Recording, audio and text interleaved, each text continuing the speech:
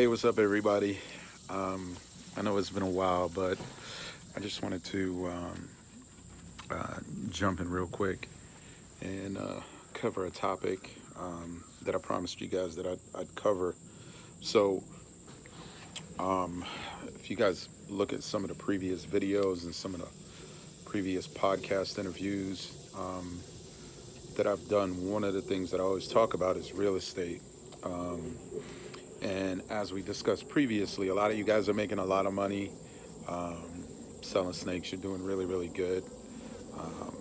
So, the key is to, take some of those profits and put it to work. That's critical if you want to, build long-term wealth. So, I just wanted to tune in real quick and talk about some of the reasons why I really, really love real estate and why I think it's a great investment tool. It's a great wealth building tool. Um, as they say, with real estate, you get rich slow, but it's a pretty predictable, reliable way to build wealth. And here's why. So, a lot of times when people think of rental properties, and don't get me wrong, there's plenty of ways to invest in real estate. If you're very lazy and you don't want to do anything, there's ways that you can invest in syndications or other funds or vehicles where you just get a paycheck quarterly. There are some really good operators out there. I invested with a couple this past year, um, and they raise a big chunk of money, and they'll go out and they'll buy, you know, big apartment complexes, 400 units, 500 units, or they'll go out and they'll buy or build storage units or mobile home parks. I've invested in mobile home parks recently. Um, so there's a lot of different ways if you don't want to actively manage and deal with real estate. But I personally manage some of my rental properties, and I enjoy it. It doesn't bother me. I don't think it's a lot of work, um, and I think it's a great way to learn and educate yourself about real estate itself. But going back now, the reason why I love real estate, I'll give you several reasons. The first reason is it's a great hedge against inflation. And we've been hearing, if you guys are watching business news or whatever, or if you read or follow that kind of thing, there's been a lot of inflation since the pandemic. So real estate is a great hedge against inflation. And basically, what inflation is as inflation rises, your dollar weakens. I mean, meaning like say you had $100 in a bank and we had 5% inflation the past year. That means your $100 can only purchase $95 worth of goods. So it basically lost about 5% of its value. That's the way I understand inflation. Maybe I'm wrong. So the reason why real estate is a great hedge against inflation is, say you go out and buy, for simplicity's sake, say you go out and buy $120,000 house rental, and you put down 20 grand, you borrowed 100 grand from the bank. And right now, interest rates are really, really low. So for investment properties, I'm getting rates below 4%. So let's say you borrowed that 100 grand at 4%. Now you're paying that money back over time, 10, 20 years, 25 years, whatever it may be. And you're borrowing the money today, but you're paying it back with what is essentially cheaper dollars due to inflation. You got to understand, like, by the time you pay that 100 grand back, you're probably paying back with money that has purchasing power of, say, 75 grand or something like that. So that's how real estate is a hedge against inflation. Another way that it's a hedge against inflation is, as we get more and more inflation, the cost to build increases, the cost of materials increases, the cost of labor increases. So that's pushing the appreciation of your rental property up. So at the same time, you're paying back with cheaper dollars, but the value of your property is also being forced up, just because of the cost of goods and the cost of labor. So that's how real estate hedges against inflation, right? Another thing that I really, really like about real estate is it's tangible. So I invest in stocks. Most of you guys probably invest in stocks, but you got to rely on, you know, um, information that's provided to you by some corporation or whatever. They provide numbers and, expenses, etc. But, who's really verifying that? And as we've seen in the past, there can be fraud, etc. So for me, to have all my wealth sitting in stocks, just the stock market can be fickle.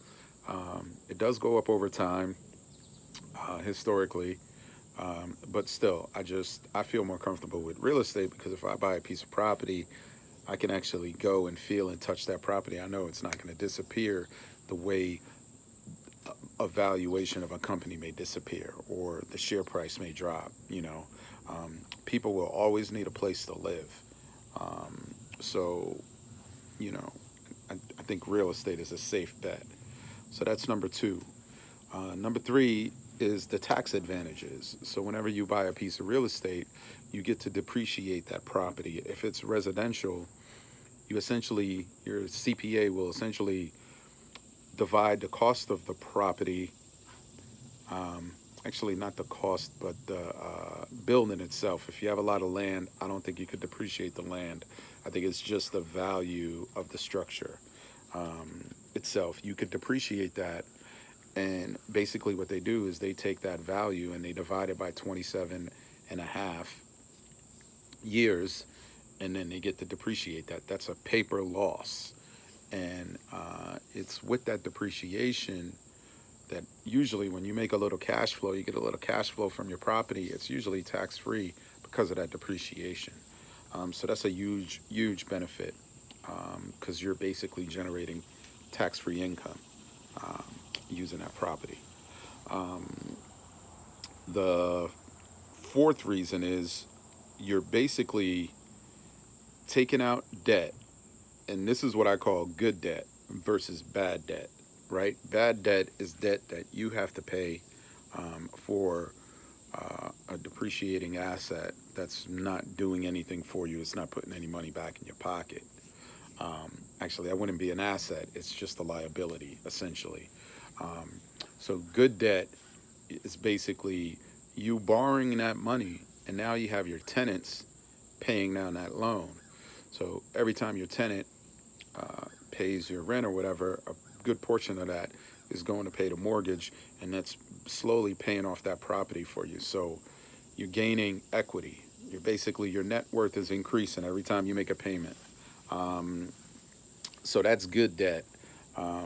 And you basically only need to put, 20-25% down, and then you could, slowly build equity over time. Every few years, you can go in and refinance and pull that equity out. And guess what? When you refinance and pull equity out, that's tax-free as well. 200-300 grand, whatever, you pull that out, that's tax-free income. Pull out 200-300 grand, and you could go out and, if you want to be reckless, buy a car or something, go on vacation. Me personally, I'll take that money and I'll go out and buy even more real estate and just continue that snowball effect. So where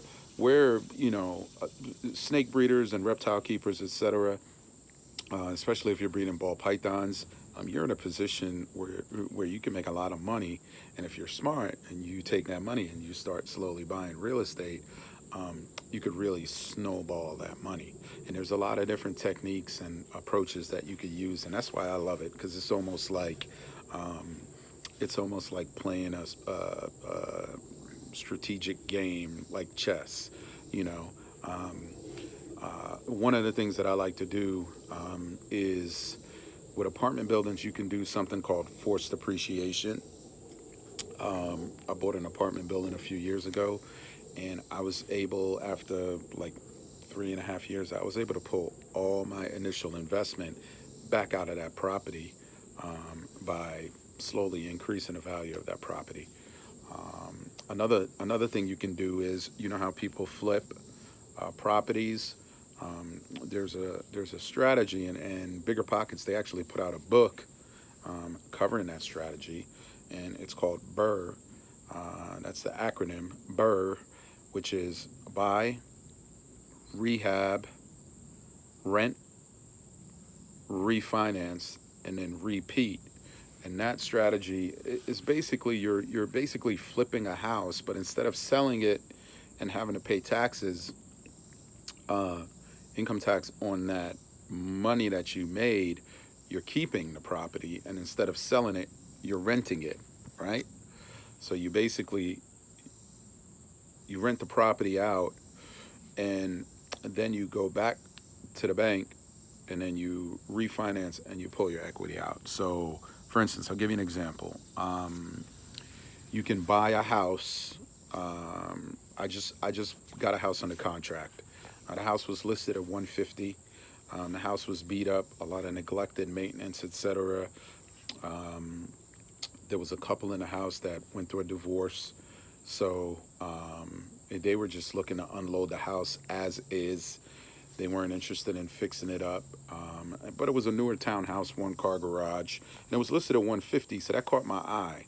And you guys know right now the real estate market is hot. It's very difficult to find a good deal, but I check every day. I spend a little bit of time every day searching, even if it's 20, 30 minutes. I get on my phone, I get on my apps, my Realtor app, I have Redfin, I have LoopNet.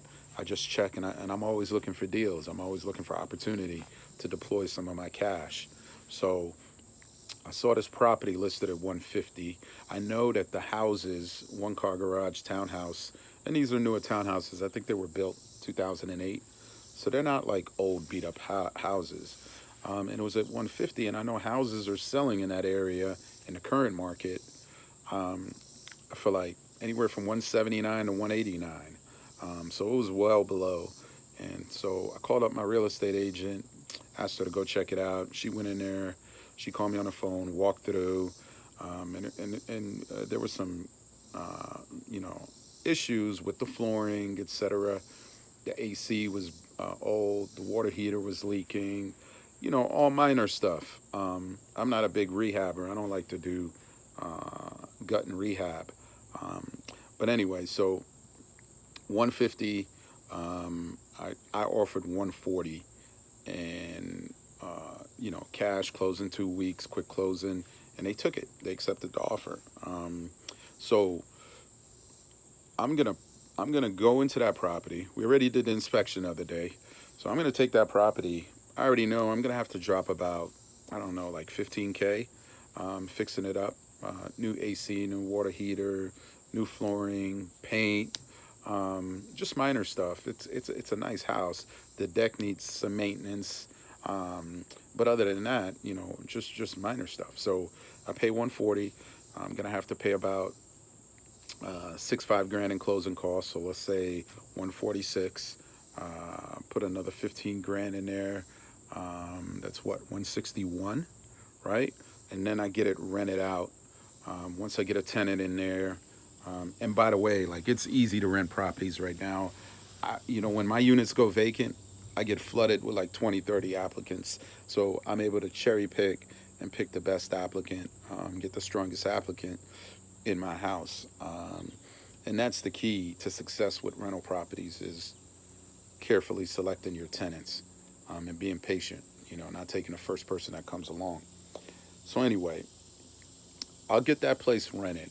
I'll be all in for about 161. That's when I'll go to the bank, and then I'll refinance that property.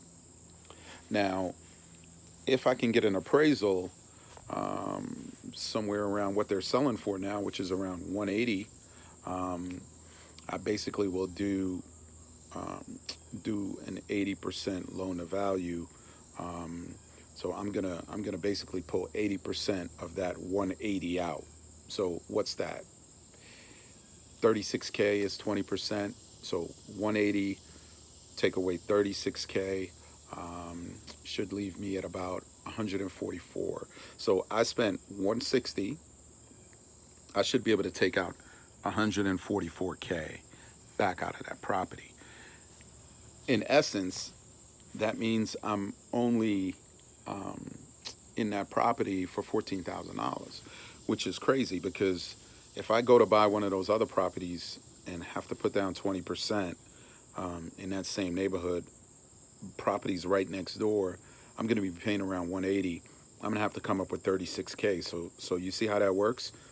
Instead of having 36K in the property plus closing costs, which is probably like another 6K, I'm going to be in that property for 14K, all said and done.